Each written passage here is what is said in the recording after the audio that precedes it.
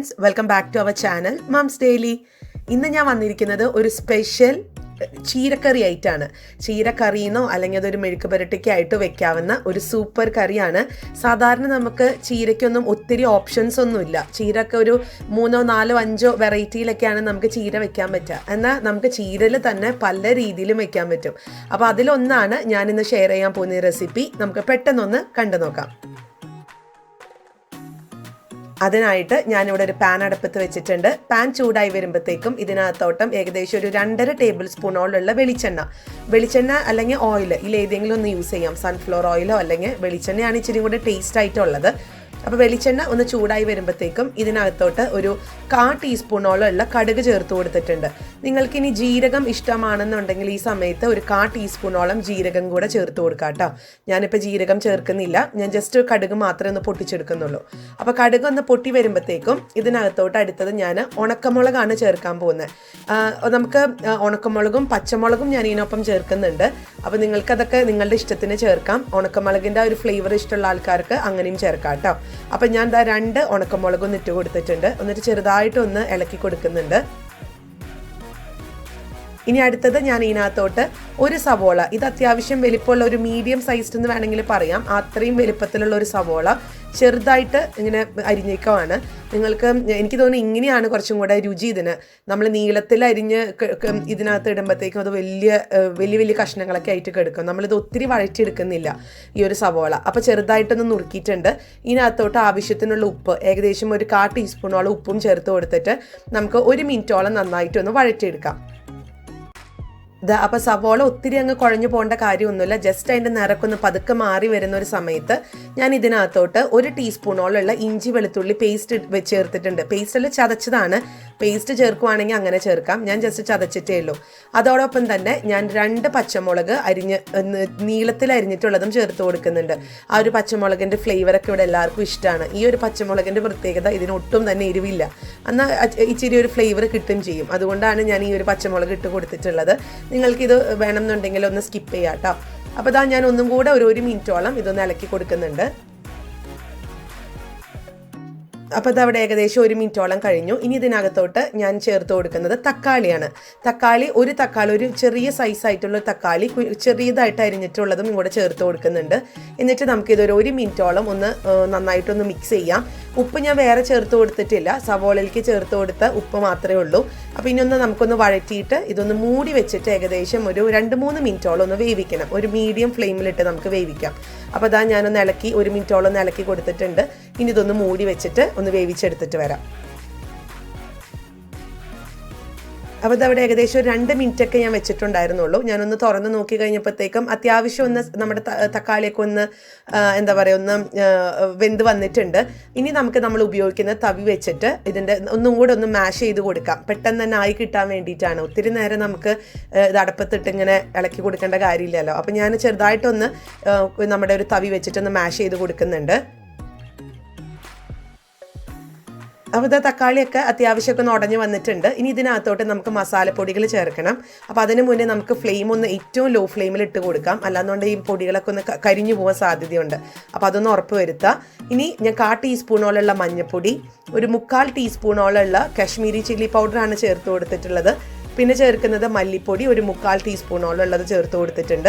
പിന്നെ നിങ്ങൾക്ക് ഗരം മസാല ഇഷ്ടമാണെന്നുണ്ടെങ്കിൽ ആ ഒരു ഇറച്ചിയുടെ ഫ്ലേവറൊക്കെ കിട്ടാൻ വേണ്ടിയിട്ട്, അല്ലെങ്കിൽ ഒരു നോൺ വെജിൻ്റെ ഫ്ലേവറൊക്കെ കിട്ടണമെന്നുണ്ടെങ്കിൽ നിങ്ങൾക്ക് ഗരം മസാല ആഡ് ചെയ്യാം. ഞാനിപ്പോൾ ഇവിടെ അങ്ങനെയല്ല ചേർക്കുന്നത്. ഞാൻ ഗരം മസാല ആ ഒരു കാര്യം ഞാൻ മാറ്റി നിർത്തിയിട്ടുണ്ട്. നിങ്ങൾക്ക് വേണമെന്നുണ്ടെങ്കിൽ ചേർക്കാം, വേണമെങ്കിൽ കുരുമുളക് പൊടി ചേർക്കാം. അപ്പോൾ അതൊക്കെ നമ്മുടെ ഇഷ്ടത്തിനാണ് കേട്ടോ. അപ്പോൾ അതിന് ഞാൻ നന്നായിട്ടൊന്ന് ഇതിൻ്റെ ഒരു മസാലപ്പൊടിയുടെ പച്ചക്കുത്തൊക്കെ ഒന്ന് മാറുന്നത് വരെ ഞാനൊന്ന് ഇളക്കി കൊടുക്കുന്നുണ്ട്. ഇപ്പോൾ മസാലപ്പൊടിയുടെ മണമൊക്കെ ഒന്ന് മാറി നല്ലൊരു സ്മെല്ല് വരാൻ തുടങ്ങിയിട്ടുണ്ട്. അപ്പോൾ ഇനി ഒരു സമയത്ത് നമ്മുടെ ചീര ഞാൻ ചേർക്കുകയാണ്. ഇവിടെ ഏകദേശം 125 ഗ്രാമോളമുള്ള ചീരയാണിത്. ഇത് ചീരയുടെ കുഞ്ഞ് ഇലയാണ് കേട്ടോ. അതുകൊണ്ട് തന്നെ സ്വാദ് കൂടുതലാണ്. ഇങ്ങനത്തെ ഇളമിലകൾക്കൊക്കെ സ്വാദ് കൂടുതലാണ്. അപ്പോൾ ഇത് ഞാനൊരു 125 ഗ്രാമാണ് അത് ചേർത്ത് കൊടുക്കുന്നുണ്ട്. അപ്പോൾ ഞാനിവിടെ ചെറുതായിട്ടൊന്ന് അരിഞ്ഞിട്ടുമുണ്ട്. നിങ്ങൾക്ക് വേണമെന്നുണ്ടെങ്കിൽ അരിഞ്ഞാൽ മതി കേട്ടോ, അല്ലാന്നുണ്ടെങ്കിൽ ചീര മുഴുവനായിട്ട് ഇട്ട് കൊടുക്കാം, അത് കുഴപ്പമൊന്നുമില്ല, അതൊക്കെ നമ്മുടെ ഇഷ്ടമാണ്. ഇനി നമുക്ക് ചീരയ്ക്ക് ആവശ്യമായിട്ടുള്ള ഉപ്പും കൂടെ ഒന്ന് ചേർത്ത് കൊടുക്കാം. അതും ഏകദേശം ഒരു 1/4 ടീസ്പൂണോളം ഉപ്പാണ് ഞാൻ ചേർത്തിട്ടുള്ളത്. ഇനി നമുക്ക് നന്നായിട്ടൊന്ന് മിക്സ് ചെയ്യാം. ആ ഒരു മസാലയൊക്കെ നമ്മുടെ ചീരയ്ക്കകത്തോട്ടൊന്ന് പിടിക്കാൻ പാകത്തിനൊന്ന് മിക്സ് ചെയ്യാം. ഇനി നമുക്ക് ഇതിനകത്ത് നമ്മൾ വെള്ളം ഒഴിക്കുന്നേ ഇല്ല. നമുക്കറിയാം ചീരയിൽ നമ്മൾ ചീര ഒന്ന് കഴുകി എടുത്ത് വരുമ്പോഴത്തേക്കും അതിൽ അത്യാവശ്യം തന്നെ വെള്ളം ഉണ്ടാവും. അപ്പോൾ നമ്മൾ പിന്നെയും വെള്ളം ഒഴിച്ച് കഴിഞ്ഞാൽ ആകെ കൊളായിട്ട് വരും. അപ്പോൾ അതുകൊണ്ട് ഞാൻ വെള്ളം തൊടുന്നേ ഇല്ല. ഇപ്പോൾ നമ്മൾ പിന്നീട് നമുക്ക് വെള്ളം വേണമെന്നുണ്ടെങ്കിൽ ചേർക്കാം. ഇപ്പം ഞാൻ ജസ്റ്റ് ഒന്ന് ഇളക്കി കൊടുത്ത് ഇതൊന്ന് മൂടി വെച്ചിട്ട് ഞാനൊരു 3-4 മിനിറ്റ്, നമുക്കറിയാം ചീരയൊക്കെ പെട്ടെന്ന് തന്നെ ആയി കിട്ടും, ഒരു മീഡിയം ഫ്ലെയിമിൽ തന്നെ ഇട്ടാൽ മതിയാവും. അപ്പോൾ ഇതാ നന്നായിട്ട് മിക്സ് ആയിട്ടുണ്ട്. ഇനി ഇതൊന്ന് മൂടി വെച്ച് ഒരു 3 മിനിറ്റോളം ഞാനൊന്ന് വേവിച്ചെടുത്തിട്ട് വരാം.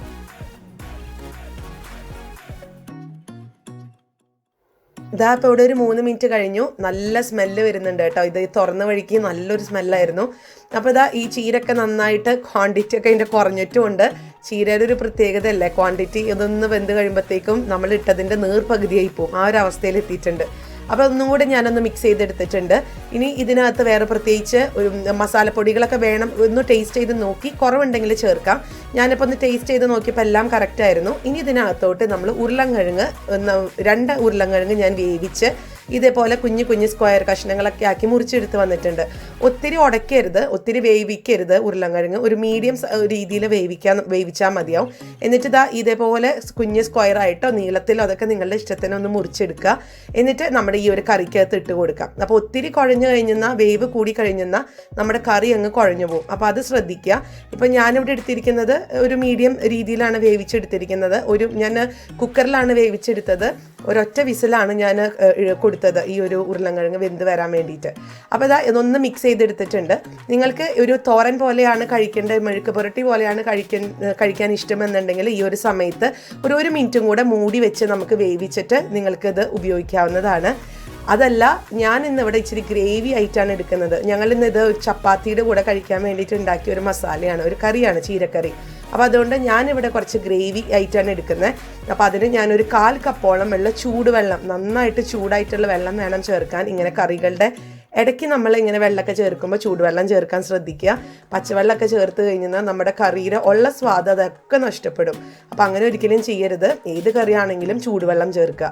അപ്പോൾ അത് ആ ചൂടുവെള്ളം ചേർത്ത് ഒന്ന് ചെറുതായിട്ടൊന്ന് മിക്സ് ചെയ്ത് നിങ്ങൾ ഉപ്പൊക്കെ ഒന്ന് നോക്കുക, ഉപ്പ് കുറവുണ്ടോ എന്നൊക്കെ ഉള്ളത്. ഞാനൊന്ന് ടേസ്റ്റ് ചെയ്ത് നോക്കി കഴിഞ്ഞപ്പം ഉപ്പൊക്കെ ഇച്ചിരി കുറവായിരുന്നു. അപ്പോൾ ഞാൻ ആവശ്യത്തിനുള്ള ഉപ്പും കൂടി ഇച്ചിരി ഇട്ട് കൊടുത്ത് ഒന്നും കൂടെ ഒന്ന് മിക്സ് ചെയ്ത് ഞാനിതൊന്ന് മൂടി വെച്ച് വേവിച്ചെടുക്കുന്നുണ്ട്. വേവിക്കേണ്ട കാര്യമില്ല, ഓൾറെഡി നമ്മുടെ ഉരുളൻകിഴങ്ങൊക്കെ വെന്തിട്ടുള്ളതാണ്. എങ്കിൽ പോലും ആ വെള്ളമൊക്കെ ഒന്ന് മിക്സായി വരാനും അത്യാവശ്യം ആ ഒരു കറികളിലൊക്കെ അതൊക്കെ പിടിക്കാൻ വേണ്ടിയിട്ട്, ഉരുളൻകിഴങ്ങിൽ പിടിക്കാൻ വേണ്ടിയിട്ട് നമുക്കൊന്ന് 1 മിനിറ്റോളം ഒന്ന് മൂടി വെച്ച് വേവിക്കാം.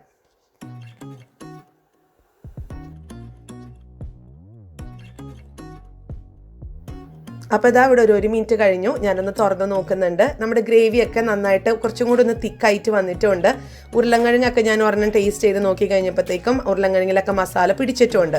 അപ്പം നമ്മുടെ കറി റെഡിയാണ്. ഇവിടെ നിങ്ങൾക്ക് എങ്ങനെ വേണമെങ്കിലും വിളിക്കുക, ചീര ഉരുളൻകിഴങ്ങ് കറിയെന്നോ ചീരക്കറിയെന്നോ എന്താണെങ്കിലും നല്ല സൂപ്പർ ടേസ്റ്റാണിത്.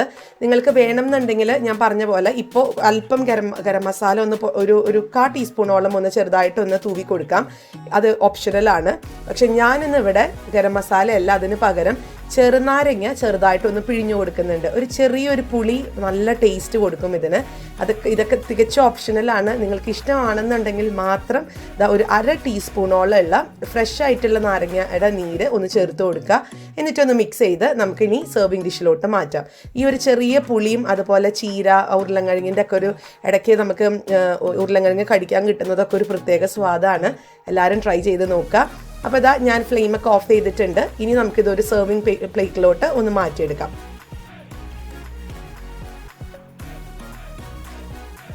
ഇതാ നമ്മുടെ ചീരക്കറി ഞാനൊരു സെർവിങ് പ്ലേറ്റിലോട്ട് മാറ്റിയിട്ടുണ്ട്. ഇപ്പം നോയമ്പിൻ്റെ ഒക്കെ ഒരു സമയമാണ്. അപ്പോൾ നമുക്ക് ഈ ഒരു പച്ചക്കറികൾ തന്നെ നമുക്ക് എങ്ങനെയാണ് എന്തൊക്കെയാണ് നമുക്ക് റെസിപ്പി അല്ല ഈ ഒരു കറി ഉണ്ടാക്കേണ്ടതെന്നൊക്കെ ഒരു ടെൻഷനുള്ള ഒരു മാസമാണ് ഈ ഡിസംബർ മാസം. പ്രത്യേകിച്ച് ക്രിസ്ത്യാനികളൊക്കെയാണ് ഇപ്പോൾ ഈ നോയമ്പൊക്കെ എടുക്കുക.